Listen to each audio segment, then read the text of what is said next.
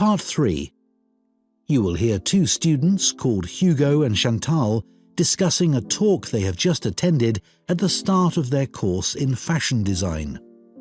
First, you have some time to look at questions 21 to 26.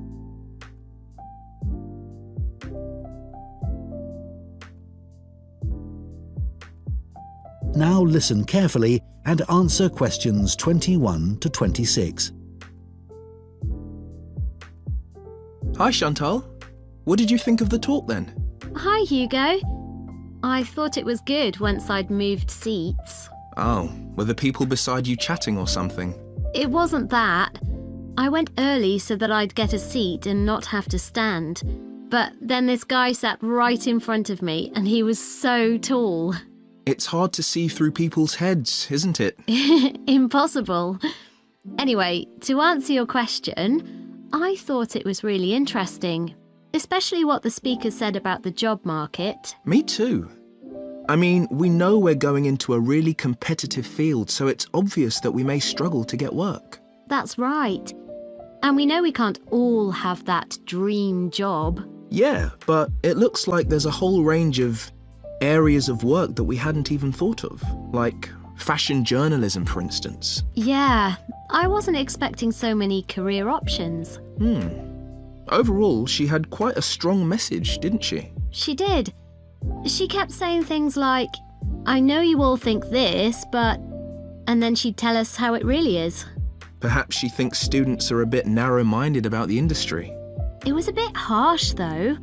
We know it's a tough industry. Yeah, and we're only first years after all. We've got a lot to learn. Exactly. Do you think our secondary school education should have been more career-focused? Well, we had numerous talks on careers, which was good, but none of them were very inspiring. They could have asked more people like today's speaker to talk to us. I agree. We were told about lots of different careers, just when we needed to be, but not by the experts who really know stuff. So, did today's talk influence your thoughts on what career you'd like to take up in the future? Well, I promised myself that I'd go through this course and keep an open mind till the end. But I think it's better to pick an area of the industry now and then aim to get better and better at it. Well, I think we'll just have to differ on that issue. One thing's for certain though. From what she said, we'll be unpaid assistants in the industry for quite a long time. I'm prepared for that. Aren't you? Actually, I'm not going to accept that view. Really? But she knows it's the case, and everyone else says the same. That doesn't mean it has to be true for me. Okay. Well, I hope you're right. Before you hear the rest of the discussion, you have some time to look at questions 27 to 30.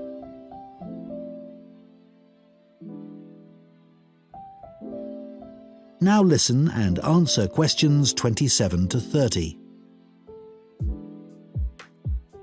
I thought the speaker's account of her first job was fascinating. Yeah. She admitted she was lucky to get work being a personal dresser for a musician. She didn't even apply for the job, and there she was getting paid to choose all his clothes. It must have felt amazing. Though she said all she was looking for back then was experience, not financial reward. And then he was so mean, telling her she was more interested in her own appearance than his. But she did realise he was right about that, which really made me think. I'm always considering my own clothes, but now I can see you should be focusing on your client. She obviously regretted losing the job. Well, as she said, she should have hidden her negative feelings about him, but she didn't. It was really brave the way she picked herself up and took that job in retail. Fancy working in a shop after that? Yeah, well, she recommended we all do it at some point. I guess, as a designer, you'd get to find out some useful information, like how big or small the average shopper is. I think that's an issue for manufacturers, not designers. However, it would be useful to know if there's a gap in the market, you know? An item that no one's stocking, but that consumers are looking for. Yeah, people don't give up searching. They also take things back to the store if they aren't right. Yeah. Imagine you worked in an expensive shop and you found out the garments sold there were being returned because they fell apart in the wash. Yeah, it would be good to know that kind of thing. Yeah. That is the end of part 3. You now have 30 seconds to check your answers to part 3.